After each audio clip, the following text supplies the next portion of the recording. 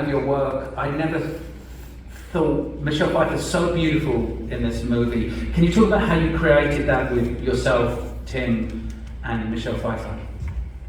The thing I remember the most was Tim telling me he wanted her lips to look like dripping blood. So I had to find the perfect colored lipsticks that look like blood and drippy lip gloss. Now, a lot of the products I used then are no longer in existence, so I had to come up with substitutes for them. That was one of the things, and V creates all Tim's looks, and the characters are usually pale, right? Oh, yeah.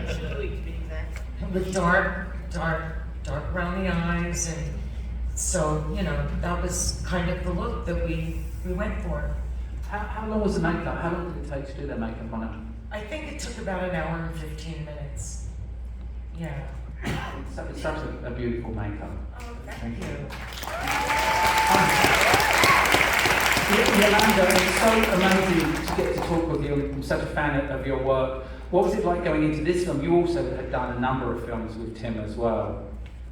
Well, Tim is probably the easiest director to work with because he draws everything and hands it to you.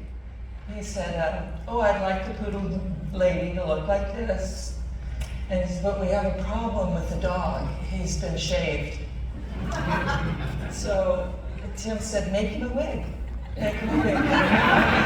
He wanted the dog in the movie, even though he had been shaved, because it was the same dog he used in Frankenweenie. With Paul. No, it was with Paul and yes, the first Pee-wee movie. Tim had worked with the poodle, and he said, "No, I want this dog. All my actors I work with again, so please make the dog a wig." And those were hair extensions in the front of the dog, and he had an entire suit that was spandex that we sewed hair extensions to. Tim is so easy because he's so aware of everything he wants, which makes our job really easy. How many wigs do you think you went through on that show? How many wigs were there? How many wigs? There were quite a few wigs. Paul Rubens had a wig. Danny had hair extensions. The majority was his own hair. Shrek had a wig. The poodle lady had a wig. The dog had a wig. There could have been a few more. That's all I'm remembering. Shane, the work on The Penguin is amazing. It feels in some ways you had done Edward Scissorhands with Tim Burton. So was that kind of a natural extension going into it? What was the process of working with Tim Burton on The Penguin? Well, is that working? Yeah. The beauty is that Tim, we had done Edward Scissorhands 2 years before, I think, or something like that. And so there had been a sort of a really great collaboration with V and Tim and the look of that kind of creature. And I really enjoyed it because it was a fairy tale on Edward Scissorhands. It was something that was not based on any sort of reality. At the time we were doing Terminator 2, which was completely opposite. It was all based on science and what could possibly happen in the future. And it took Stan a little bit of time to wrap his head around what Edward could be. But it all worked out quite nicely. So then when we were doing Batman Returns, we were only commissioned to do the animatronic penguins of all of the different types. The Emperor penguins were some smaller actors in suits.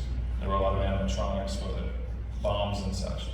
And there was a period where they needed a little extra help with creating the penguin makeup. It wasn't quite going the way that Tim liked. So he came back to Stan and asked if he could jump in. And that's what we did. And basically it was like looking at like everyone's saying, like looking at Tim's sketches, because all the information is really there. All of it's really there.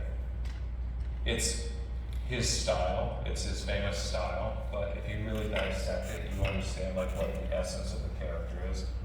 And I had the great fortune of being able to sculpt that piece, which I just loved. It was like, and watching it tonight, honestly, I remember this movie like it was last week. And I miss movies like this. And I miss making movies here in Hollywood. You know,